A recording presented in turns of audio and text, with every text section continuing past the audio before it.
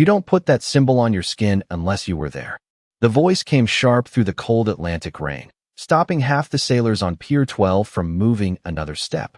Red and blue security lights flashed across wet steel and puddled concrete as two Navy security officers forced an old man face first against a chain-link barrier overlooking the destroyer USS Blackwater. The ship loomed behind him like a sleeping giant, gray and silent beneath the storm clouds rolling over Norfolk Naval Station. Nathan Cole didn't resist. At 82 years old, resistance was no longer something he wasted energy on. His hands remained calm against the freezing metal fence while rainwater rolled down the collar of his faded olive jacket. Around him, sailors slowed to stare. Some whispered. Others smirked.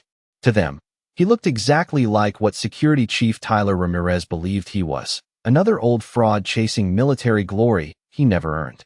"Keep your hands where I can see them," Ramirez barked as he tightened the plastic restraints around Nathan's wrists.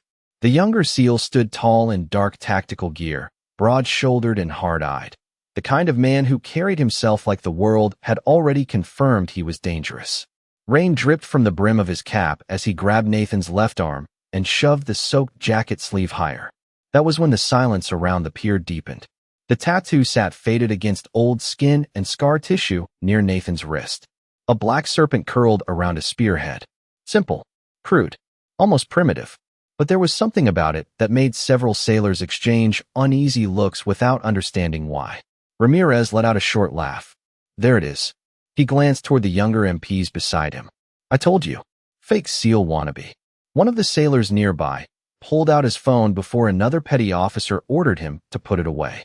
Nathan slowly lifted his eyes toward the destroyer beyond the fence. Water hammered the steel deck, while deck crews moved through the storm securing equipment before departure. His pale blue eyes stayed fixed on the ship, distant and unreadable, as if the shouting around him belonged to another lifetime. "You know impersonating a Navy SEAL is a federal offense, right?" Ramirez said. "People like you make me sick." Nathan said nothing. That silence only made Ramirez angrier. The SEAL stepped closer until rainwater dripped from his sleeves onto Nathan's jacket. "What unit?" Ramirez demanded. "Go ahead. Say it." Nathan's jaw tightened slightly. His voice, when it finally came, sounded rough as gravel worn smooth by decades of ocean wind. "You wouldn't know it." A few sailors laughed under their breath. Ramirez smirked. "Try me, Grandpa." Nathan looked past him toward the destroyer again. "Still running suppressed Mk-18 platforms on board?" The question hit strangely hard. Ramirez's expression shifted for half a second, just enough to notice. Most civilians wouldn't know the updated configuration currently issued to Blackwater's boarding teams. One of the younger MPs frowned. Ramirez recovered quickly, grabbing Nathan's arm harder and turning the tattoo toward the floodlights overhead. "Cute little story doesn't change the fact that this symbol doesn't exist in any SEAL archive." He looked toward the MPs. "Get him inside holding before NCIS gets here." The rain intensified, hammering the pier in waves. Somewhere out beyond the harbor, thunder rolled low across the black Atlantic water. Nathan allowed them to pull him forward without resistance, his boots scraping softly across soaked concrete. But several sailors kept staring at the faded symbol on his wrist long after he disappeared beneath the cold fluorescent lights of the security building. And none of them noticed the old, gray-haired Navy corpsman standing beneath the awning near the pier entrance suddenly go pale the moment he saw the tattoo. The holding room smelled faintly of salt water, wet concrete, and burned coffee that had been sitting too long on a warmer. Fluorescent lights buzzed overhead with a low electrical hum that seemed to press against the silence. Nathan Cole sat alone in a steel chair bolted to the floor, rainwater still dripping slowly from the sleeves of his old olive jacket onto the gray tile beneath him. His wrists remained restrained in front of him, though he barely seemed aware of it. Outside the narrow, reinforced window, the storm rolled harder across the harbor. Lightning flickered over the Atlantic in pale flashes that illuminated the silhouettes of destroyers resting along the pier. Chief Tyler Ramirez stood on the opposite side of the interrogation table flipping through a thin security folder with growing irritation. "Nothing," he muttered. "No active records. No retirement records. No confirmed Naval Special Warfare Service." He tossed the folder onto the table. "You know what that means." Nathan remained still. His pale eyes drifted toward the sound of distant foghorns echoing through the harbor.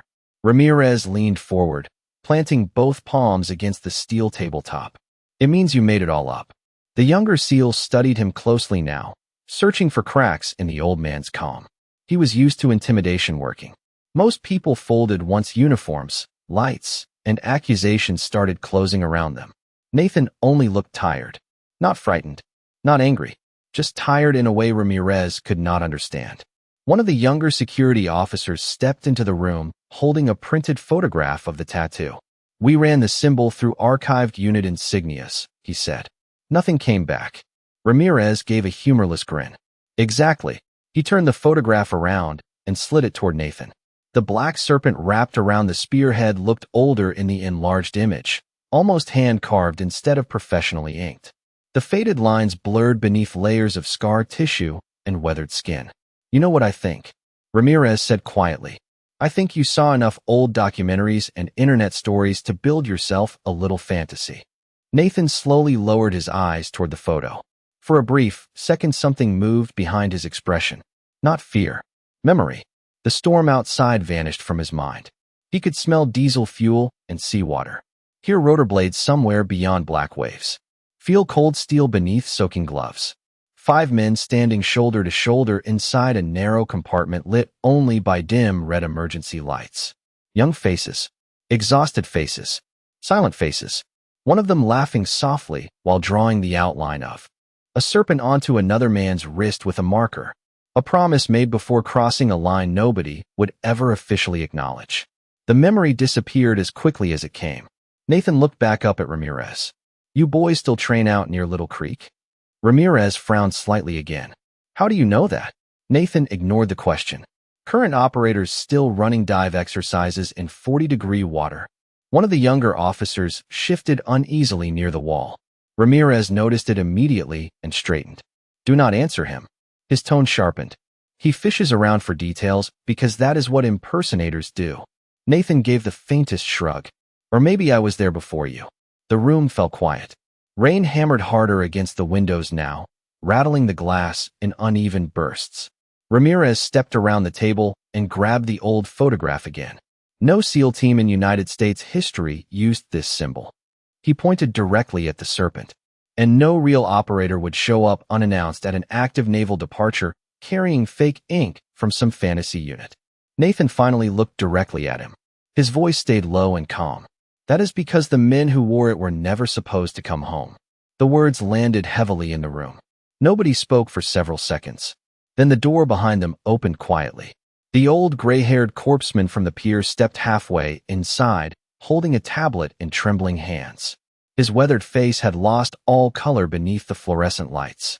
He looked at Nathan first, then at the tattoo photograph still sitting on the table. When he spoke, his voice barely rose above a whisper.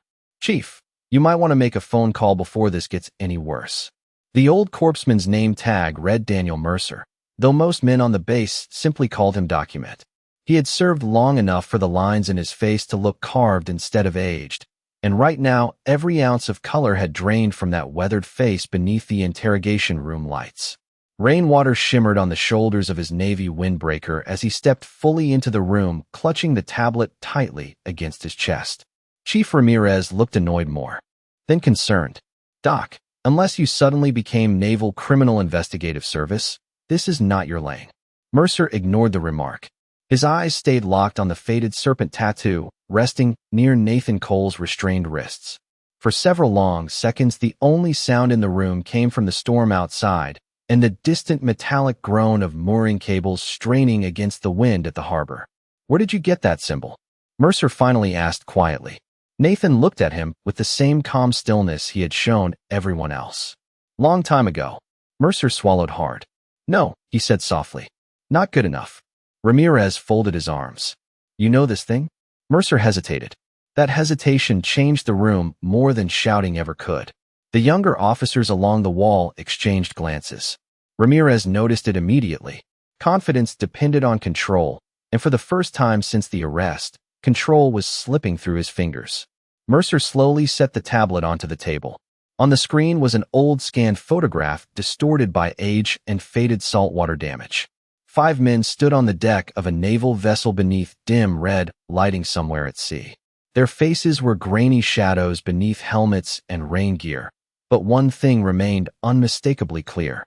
The black serpent wrapped around the spearhead painted onto a crate beside them. The room went silent. Ramirez stared at the image before scoffing. That proves nothing. Mercer looked at him sharply. That photo was sealed in a medical archive from 1978. His voice lowered further. Restricted access. Nathan's expression did not change, but the old sailor sitting restrained beneath fluorescent lights no longer looked small. Something about him seemed heavier now, as though invisible history had begun filling the room around him. Ramirez grabbed the tablet and zoomed in aggressively on the photograph. There are no unit markings, no names, no confirmation this is naval special warfare. Mercer nodded once. Exactly. That answer only irritated Ramirez more. You were telling me some mystery ghost unit existed without records? Nathan finally spoke again. Records get buried.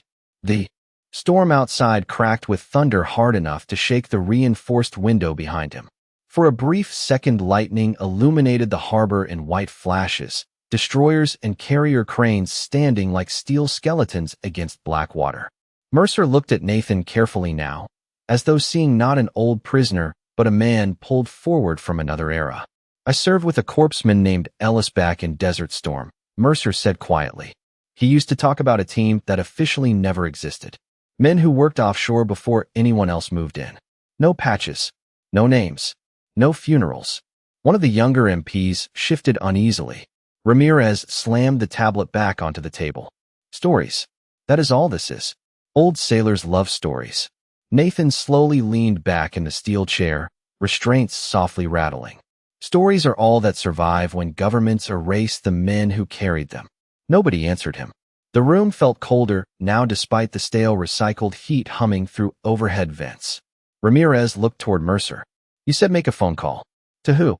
Mercer hesitated again. Then he glanced toward the serpent tattoo one final time before answering. Someone higher than us. Ramirez narrowed his eyes. How high? Mercer's voice dropped almost to a whisper. High enough that if this man is who I think he is, every minute we keep those restraints on him makes this situation worse. The storm deepened over Norfolk Harbor until the entire naval station seemed wrapped inside cold gray static. Rain hammered the roof of the security building in steady violent waves while distant ship horns echoed across black Atlantic water.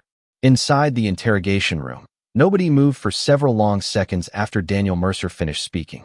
Chief Ramirez stood rigid beside the steel table, jaw tight, eyes locked on Nathan Cole, as if staring hard enough might finally crack the old man's silence open.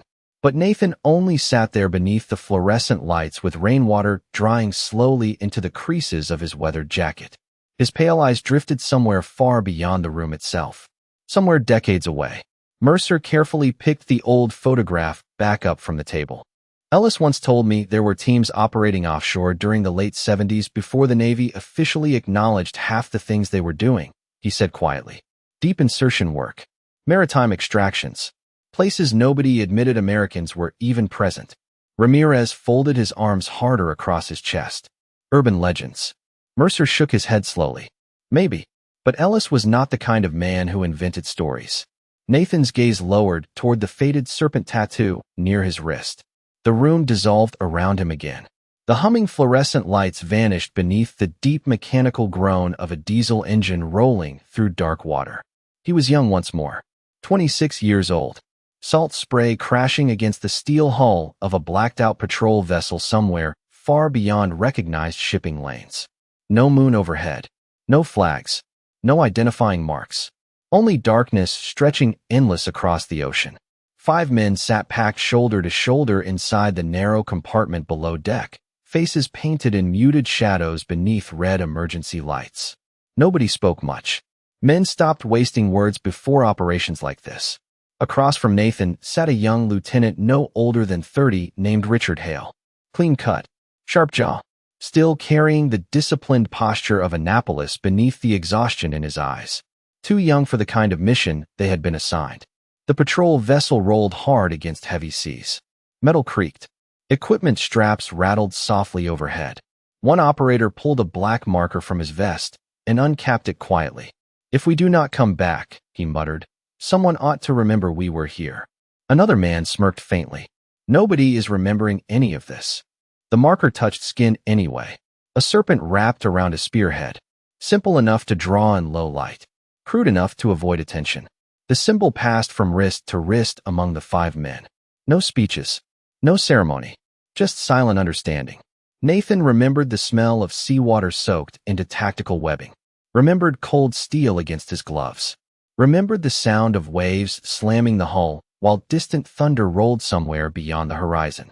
Most of all, he remembered Richard Hale staring at the serpent freshly inked onto his own wrist before quietly saying, "Then this is all we get." The memory shattered apart beneath the harsh buzz of fluorescent lights. Nathan blinked slowly and found himself back inside the holding room with restraints around aging wrists instead of tactical gloves. Chief Ramirez was still talking, though his voice sounded farther away now. "There are no sealed SEAL teams hidden from history," Ramirez insisted. "That is not how the Navy works." Nathan looked up at him carefully. "You would be surprised what disappears when politicians need silence more than soldiers." Mercer lowered his eyes at that answer. Something in his expression shifted from uncertainty to recognition. Outside the reinforced window, lightning flashed over the harbor bright enough to turn the entire pier white for a split second. In that brief burst of light, one of the younger MPs noticed something he had missed before. A thin faded scar running along Nathan's ribs beneath the open edge of his jacket. Long, surgical, old. The young officer frowned. "Sir," he said quietly toward Mercer, "what kind of scar leaves marks like that?" Mercer stared at it only a moment before his face tightened completely. "The kind you get," he whispered slowly, "when a combat medic has to operate in rough seas without a proper surgical bay." The room fell silent again. And this time, even Ramirez stopped arguing. The storm over Norfolk had settled into something heavier now, less like weather and more like pressure pressing down over the entire naval station. Rain streaked sideways across the harbor beneath sharp Atlantic winds while floodlights along the pier shimmered against black water and soaked steel. Inside the security building, the atmosphere had changed completely. The younger MPs no longer looked amused. Even the constant casual movement inside the holding room had faded into cautious stillness. Nathan Cole remained seated beneath the fluorescent lights with his restrained hands resting calmly in his lap. The serpent tattoo near his wrist looked darker now beneath the shadows cast by the storm outside. Chief Ramirez paced slowly near the reinforced window, jaw clenched tight. He hated uncertainty. It was easier when problems came with clean answers and clear enemies. But every minute inside this room seemed to pull the old man further away from the image of a harmless fraud and closer towards something none of them could fully explain. Daniel Mercer stood near the table, studying the faded surgical scar along Nathan's ribs again. "Where was the operation performed?" Mercer asked quietly. Nathan answered without hesitation. "South China Sea." One of the younger officers frowned immediately. There were no acknowledged operations there during that period. Nathan looked toward him calmly. Acknowledged is an important word. The room went quiet again. Ramirez finally stopped pacing. "Enough." His voice cut sharply through the stale air. "I am done listening to ghost stories and classified fairy tales." He pointed toward Nathan. "You are either lying, senile, or both." Nathan did not react to the insult. His eyes drifted toward the storm outside once more. "Maybe," he said softly. "Or maybe some things stayed buried because they were supposed to." Ramirez scoffed and reached for the tablet Mercer had left on the table. "Fine. Then let us bury this properly." He tapped through security databases with growing irritation. Personnel records. Archived operations. Naval Special Warfare insignias. Nothing matched. Every search returned blank space where answers should have been. Then Ramirez typed Nathan Cole directly into a restricted federal archive terminal tied into Department of Defense records. The moment he pressed enter, the room changed. The screen froze. One of the younger MPs leaned closer. A red warning banner slowly appeared across the monitor. Access restricted. Executive authorization required. Classification level black. The younger officer blinked. "I have never seen that clearance level before." Neither had Ramirez. His expression hardened immediately. System glitch. But his voice carried less certainty now. He clicked again. Another warning appeared beneath the first. Further access attempts will be logged and reported. Daniel Mercer slowly exhaled through his nose. "Chief," he said quietly, "that is not a glitch." Rain exploded against the building hard enough to rattle the window behind them. Somewhere outside, a ship horn groaned low through the harbor fog. Ramirez stared at the red screen while tension coiled tighter through the room. "Who exactly are you?" he finally asked. Nathan looked at the warning banner for several seconds before answering. "Nobody important anymore." Mercer shook his head slowly. "Men with erased records are never nobodies." One of the younger MPs swallowed hard. "Should we call command?" Ramirez did not answer immediately. Pride fought visibly across his face. Calling higher authority meant surrendering control. Admitting this old man might be connected to something beyond his understanding. Nathan watched the conflict silently. There was no satisfaction in his expression, only exhaustion. Finally, Ramirez grabbed the desk phone sharply and dialed the command operations office upstairs. "This is Chief Ramirez in Pier Security," he said. "I need immediate authorization review on a detainee." He listened for several seconds before his eyes narrowed. "No, sir. This is not routine." Another pause. Then his voice dropped lower. "Sir, the database locked itself the moment we entered his name." Silence followed on the line. Long silence. Then whoever stood on the other side of that call spoke words that drained the remaining color from Ramirez's face. Slowly, very slowly, he lowered the receiver from his ear and looked back toward Nathan Cole like he was seeing him for the first time. "The Admiral's office," he said quietly, "wants to know why we put restraints on him." Vice Admiral Richard Hale was standing beneath crystal chandeliers nearly 3 miles away when the call reached him. The ballroom at Naval Command Center Norfolk glowed with polished brass, dark blue dress uniforms, and soft orchestral music drifting through the air, while senior officers and defense contractors moved between tables speaking in calm, measured voices about fleet readiness and modernization budgets. Hale barely listened. At 68 years old, the Vice Admiral carried the quiet weight of a man who had spent too many decades near classified rooms and folded flags. His silver hair was cut perfectly to regulation. His posture remained razor straight despite the long years pressing against his shoulders. A steward had just handed him a fresh glass of bourbon when his executive aide approached quickly through the crowd with tension written all over his face. "Sir," Commander Ellis whispered carefully. "Pier Security flagged a detainee at Naval Station Norfolk." Hill did not even look up at first. "Then let security handle it." Ellis hesitated. "Sir," the detainee triggered a black level archive lock. That made Hale pause.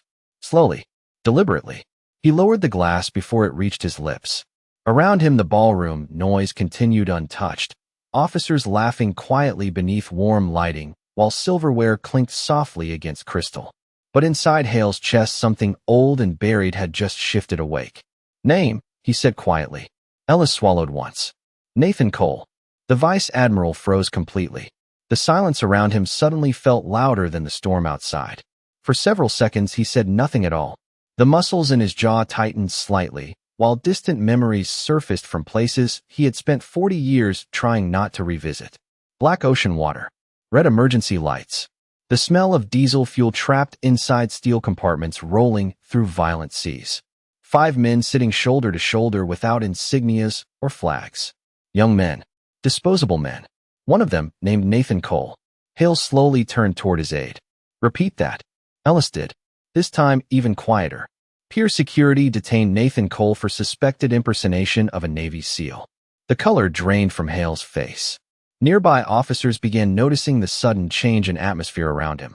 One rear admiral stopped mid-conversation. Another quietly lowered his drink. They had all seen Hale command carrier groups through hostile waters without blinking. None of them had ever seen him look unsettled. "Who authorized restraints?" Hale asked. Ellis glanced down at the tablet in his hands. "Chief Tyler Ramirez, sir." Hale stared ahead silently for another long moment. Then he asked the question that made Ellis uneasy before he even answered it. "Did they mention a tattoo?" Ellis looked back at the incident report. "Yes, sir. Black serpent around a spearhead." Hale closed his eyes. Just briefly. But in that moment, the ballroom vanished completely. He was young again, standing drenched in seawater on the deck of a blacked-out vessel somewhere beyond official maps. wind screaming across the Pacific. One operator beside him wrapping a bandage around his ribs, while another laughed softly and drew a serpent onto Hale's wrist with shaking hands. 5 men marked by a symbol nobody was ever supposed to recognize. 5 men promised anonymity if they survived and silence if they did not. Hale opened his eyes again. The orchestra music suddenly sounded distant and hollow. "Get my car ready," he said immediately. Ellis blinked. "Sir, the Secretary of the Navy is speaking in 15 minutes. Hale looked directly at him now, pale blue eyes harder than steel. "I do not care if the President himself is speaking." The room around them fell noticeably quieter. Hale grabbed his dress cap from the nearby table and started walking toward the ballroom exit with controlled urgency. Senior officers stepped aside instinctively without understanding why. Ellis hurried beside him. "Sir, should I notify station command?" Hale did not slow down. No, his voice dropped lower. "If Nathan Cole is sitting in restraints right now, station command is already too late." Outside the command center, cold rain hammered the pavement beneath spinning emergency lights as black government vehicles roared to life. And somewhere across the storm-soaked harbor, an old man sat alone beneath fluorescent lights while the entire weight of buried history started moving toward him. The atmosphere inside pier security had turned brittle by the time the first convoy vehicle crossed the flooded checkpoint gate outside. Nobody inside the holding room knew exactly who was coming yet, but everyone felt it. The storm still pounded the harbor with relentless force, wind shrieking between steel structures along the waterfront, while sheets of rain rolled sideways across the pier beneath white floodlights. Through the reinforced window near the hallway, rotating red security lights reflected across soaked pavement in long, distorted streaks. Nathan Cole remained seated beneath the fluorescent glow exactly as before, his restrained hands resting loosely together while drops of rainwater dried against weathered skin and old scars.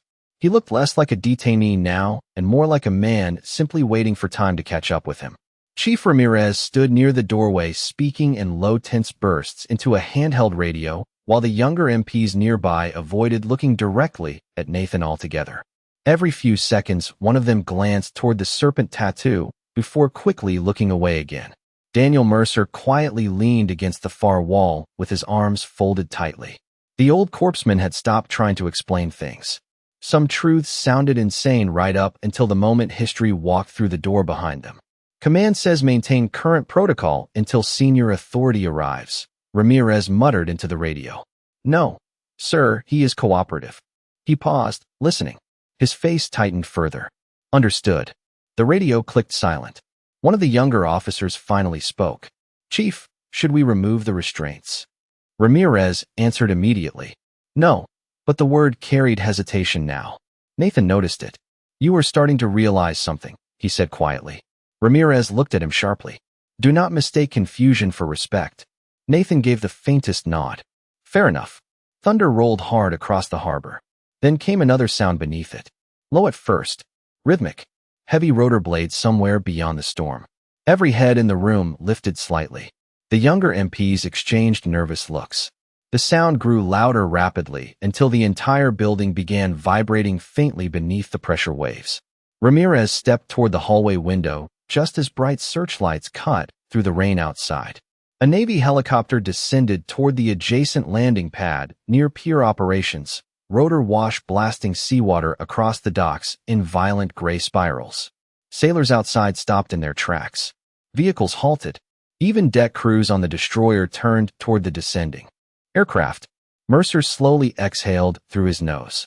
"That is not normal command response." Ramirez did not answer. He was already watching black government SUVs racing across the pier toward the security building behind the helicopter escort. The convoy moved fast enough to send sheets of harbor water spraying across concrete barriers. Inside the holding room, tension tightened so sharply it almost felt physical. One young MP nervously adjusted his collar. Another straightened his posture without even realizing it. Nathan alone remained perfectly calm. The rotor noise outside triggered something old behind his pale eyes. For a brief instant, he was somewhere else entirely. Dark ocean. Monsoon rain slamming against steel decks. Helicopter blades cutting through black sky while exhausted operators pulled wounded men toward extraction lines under red emergency lighting. He remembered one young lieutenant collapsing against the railing beside him, seawater mixed with blood across torn gear, while Nathan grabbed the back of his harness and held him upright long enough to reach the aircraft. Richard Hale, barely 30 years old, terrified but refusing to show it. Nathan blinked slowly and returned to the present, just as the hallway outside exploded with movement. Boots thundered across polished floors. Voices snapped sharp commands. The security building suddenly felt far too small for the pressure rushing toward it. Then silence hit. Instant and unnatural. Every sound outside the holding room disappeared all at once. Ramirez looked toward the hallway. So did everyone else. Slow, measured footsteps approached through the corridor beyond the steel door. Heavy, controlled, familiar to men used to command. Daniel Mercer straightened immediately. The younger MPs unconsciously snapped to attention. Nathan did not move at all. The footsteps stopped directly outside the room. Then the steel door opened. Vice Admiral Richard Hale stepped into the holding room with reins still clinging to the shoulders of his dark dress coat, and silence trailing behind him like gravity itself. Every officer in the hallway outside had frozen the moment he entered the building. Nobody spoke now. Nobody even shifted their weight. The only sound left inside the room came from the faint buzz of fluorescent lights overhead and the distant roar of helicopter blades fading back into the storm outside. Hale's pale blue eyes moved across the room once. Calm, controlled, dangerous in the quietest possible way. He passed Chief Ramirez without acknowledging him. Past the younger MPs standing rigid against the wall. Past Daniel Mercer entirely. His full attention locked onto the old man seated beneath the fluorescent lights. Nathan Cole slowly lifted his gaze. For the first time all night, something changed in his expression. Not fear. Not surprise. Recognition. The Vice Admiral stopped directly in front of him. Neither man spoke for several long seconds. Rainwater dripped softly from Hale's sleeve onto the tile floor, while decades of buried history hung silently between them. Ramirez finally cleared his throat carefully.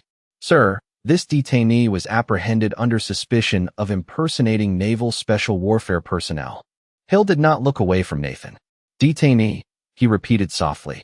The single word carried enough weight to make the room tighten instantly. Ramirez swallowed. Yes, sir. Hale's jaw shifted slightly beneath the hard fluorescent light.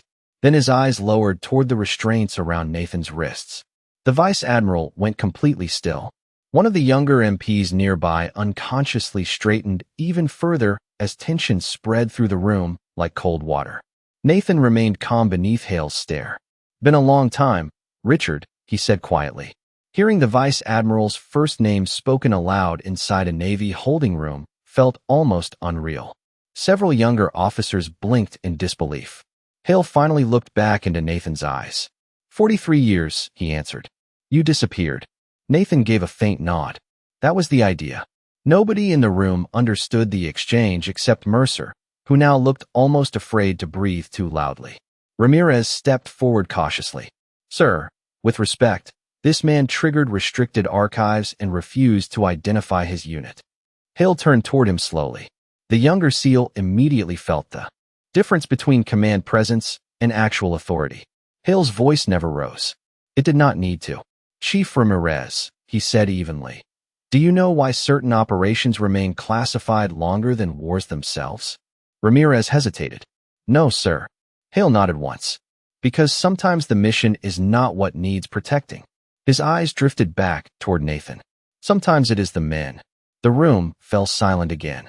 Slowly, deliberately, Hale reached toward the cuff of his own dress uniform. Every movement seemed to slow the air itself. He rolled the sleeve upward just enough for weathered skin to appear beneath the fabric. Then everyone saw it. A faded black serpent wrapped around a spearhead.